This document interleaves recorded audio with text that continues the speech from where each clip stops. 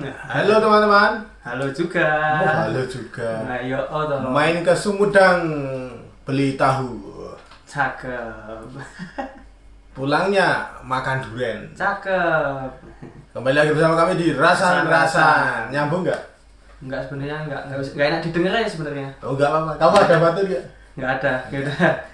Ya, Rasan-Rasan kali ini saya Mika Najib Bandaru ditemani Saya Fahri Reza. wah. Fahri Reza Tawakal ini sudah beberapa episode tidak tampil di Rasan-Rasan dan akhirnya sekarang muncul kembali. Wah. Sempat ngilang. Sempat menghilang. Sebelum mau masuk ke topik hari ini tentang pergecian, wah kita pergecian lagi. Yang kedua berarti. Yang kedua. Oh, yang kedua. Yang kedua. Nah, ini saya mau tanya dulu, lama nggak muncul di video Rasan-Rasan ini gimana nih Pak Fahri? Ya, Ada klarifikasinya? ya sebenarnya saya tuh bukannya nggak mau tampil ya, tapi itu lebih tepatnya saya ada kerjaan lain. Boh. Sok sibuk gitu, sok sibuk biar kalau hilang tuh dicari orang. Wow. Betapa orang itu peduli sama saya. Padahal Nyatanya nggak ada. Ada suara apa ini? Padahal saya udah ngomong kayaknya ada suara tambahan tuh gimana ya? Ya tahu itu. Paling suara hatinya Mas itu. Tuh muncul. Oh, jadi satu sama lain saling mendukung gitu. Ayo, nah, sekarang kita masuk ke topik ya. Nah, Topiknya itu ya. pergecian. Kan kemarin sudah yang video sebelumnya sudah dijelaskan bahwa definisi pergecian itu apa itu. Definisi geci itu apa, terus contoh orangnya itu ya kayak gimana geci gitu kemarin. Ya udah Kemarin sudah dijelaskan di video yang sebelumnya ya. Nah, sekarang kita mau tahu tentang ciri-ciri orang geci. Wah, sudah kayak pelajaran dulu. Udah kayak suatu materi gitu. Materi ya. Materi yang Jadi, harus dipelajari. dari definisi turun ke contoh, kemudian ciri-ciri sekarang. Nah, ciri-cirinya bisa di-share ya? Ciri-cirinya. Ya. Ciri-cirinya tuh udah sebenarnya gampang.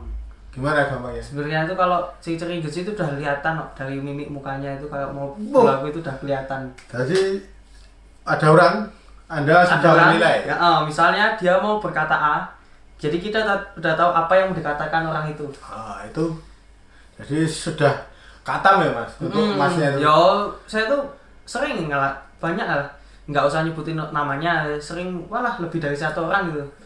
Saya menghadapi orang kayak gitu jadi gampang lah. Oh, ini mesti mau geci ya. Udah kelihatan. Tapi kan itu buat Masnya. Kalau buat orang lain tuh ada enggak?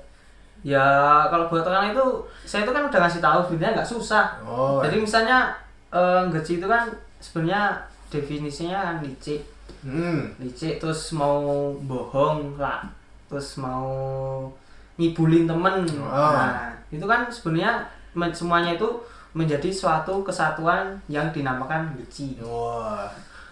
Yang geci itu kesatuan dari itu tadi. Dari ketiga yang saya sebutkan tadi itu.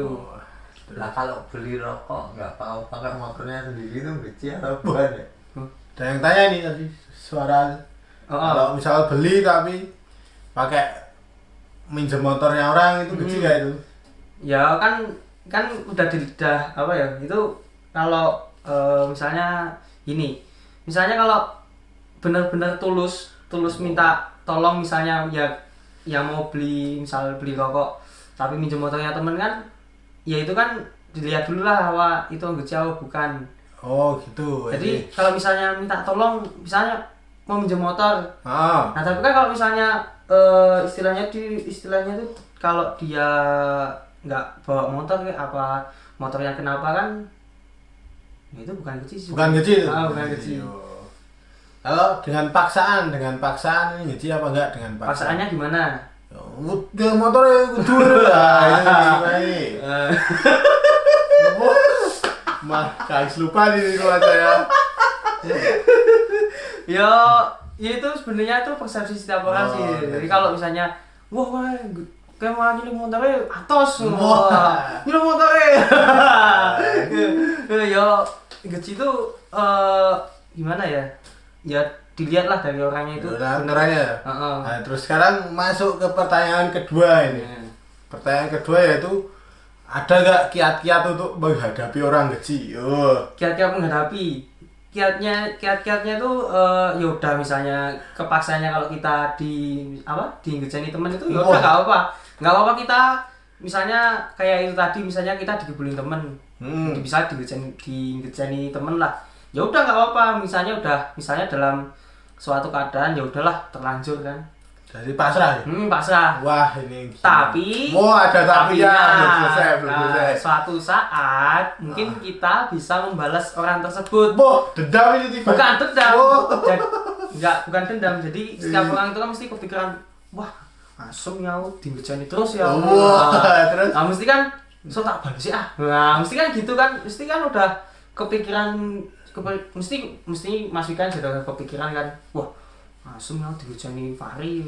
Wah. So tak balas itu genteni bales sih so.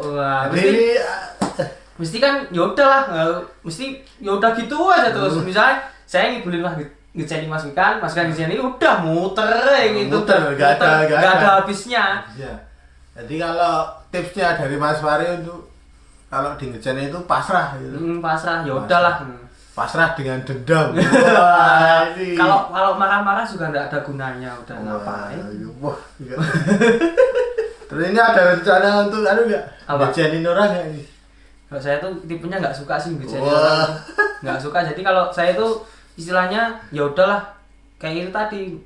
Misalnya saya digejeni Mas Wikan. Nah, besok saya ngejeni Genti. Ya udah, jadi kalau orang itu seneng main api ya udah saya juga seneng main api. Kalau orang itu seneng damai, seneng misalnya apa gitu, ya udah saya ikuti alurnya dia. Jadi orang itu udah main api, ya saya ikut main api. Siap. Gitu aja udah. Anu ya, nggak seperti pepatah ya. Anu nggak pepatahnya air susu dibalas air tuba. Nek kamu kan air tuba dibalas air tuba, susu balas air susu. Jadi sesuai gitu ya. Sesuai ya. Sekarang ini ada quote-nya nggak buat penutupan quote tentang gaji? Quote-nya gaji itu apa ya sebenarnya tuh gaji ya itu tuh gaji itu udah suatu kebiasaan orang lah. Udah kebiasaan mesti setiap orang tuh mesti ada kepikiran kayak gitu udah wis. Enggak awal mesti di dalam hati yang paling dalam udah mesti kayak gitulah. Mesti gaji. Ada itu ada unsur gajinya ada mesti. Pesan quote-nya dari Mas Fahri itu apa? Setiap orang pasti gaji. Ya walaupun orang itu misalnya jahat atau baik mesti ada. Walaupun nggak terlihat mata mesti ada kepikiran kayak gitu. Kepikiran gaji ya? Mesti ada. Ya nggak mungkin lah nggak ada. Mesti ada lah. Quote dari saya.